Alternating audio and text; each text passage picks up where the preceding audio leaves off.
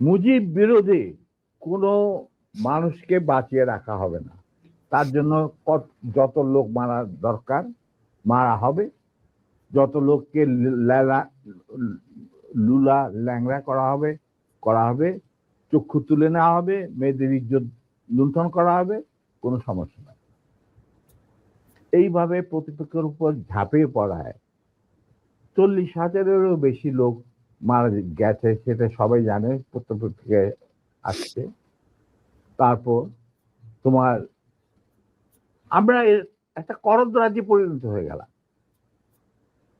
কিন্তু সমস্যা দেখা দিল যে বাংলাদেশের মাটিতে যদি যে ইন্ডিয়ান সোলজাররা অবস্থান নেয়, তাহলে বিদেশ থেকে কোন রকম কোনো দেশেই বাংলাদেশকে স্বীকৃতি দিতে রাজি না। কারণ পাকিস্তান ইতিমধ্যে সিকিউরিটি কাউন্সিল থেকে একটা আইন পাস করে নিল যে বাংলাদেশে কে নিয়ন্ত্রণ করতে ভারত, তাদের সেনাবাহিনীর মাধ্যমে, মুজিব সরকারের মাধ্যমে।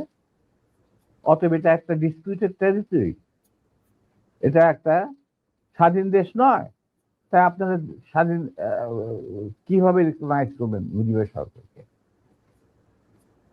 এরপর এই এই অবস্থায় ইন্দিরা গান্ধী পড়ল মুসিবত, তো আজ মুজিব সরকার।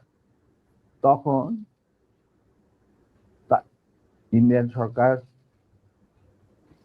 ডিসাইড করলো যে ঠিক আছে, আমাদের সোলজার আমরা ফেরত নিয়ে আসবো, তার পরিবর্তে আমরা জাতীয় রক্ষী বাহিনী বানিয়ে, তাই করা হলো।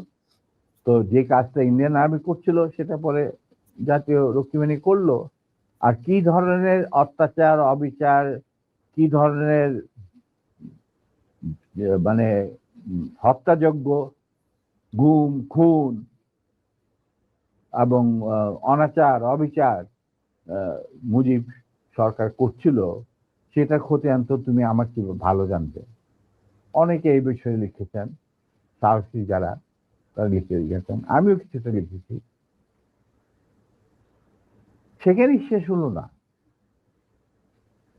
তারপর দেখা গেল যে সেই সুতিগার থেকে মুজিব কায়েম করলেন একদলীয় এক ন্যায়কত্ব স্বৈরাচার শাসন বাকশাল, এবং নিজেকে তিনি আজীবন রাষ্ট্রপতি হিসেবে ঘোষণা দেবেন সিদ্ধান্ত না হলো। এই বাকশালের মেম্বার সবাই। সেই বাকশাল করার পর মুজিবের শক্তি বেড়ে গেল, তার নিষ্ঠুরতা এমন অসহনীয় পর্যায়ে চলে গেল, ইলিয়াস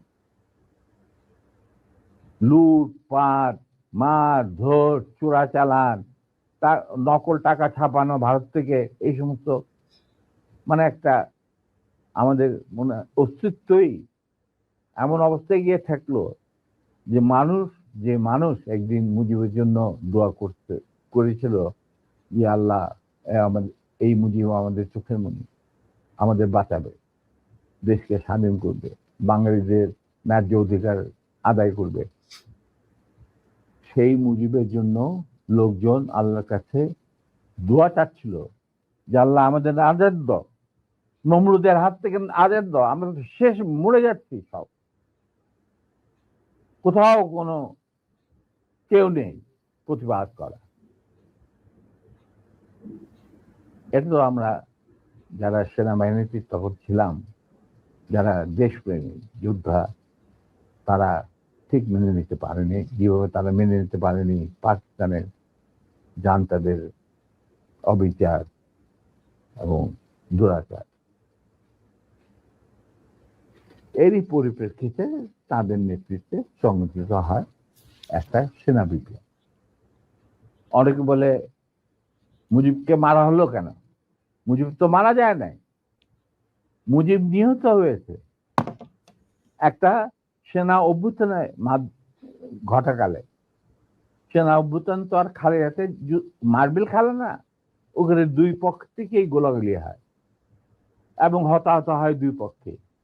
যেমন মুজিবের পক্ষের কিছু লোক মারা গেল, সেভাবে বিপ্লবীদের, সেনা অভ্যুত্থানকারী বিপ্লবীদের তরফ থেকে কিছু লোক প্রাণ হারায়।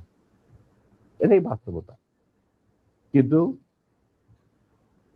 তারা বিজয়ী হয়ে গেল, বিপ্লবীরা বিজয়ী হলো, তারা ক্ষমতা তাদের নিজের হাতে নিয়ে নিল।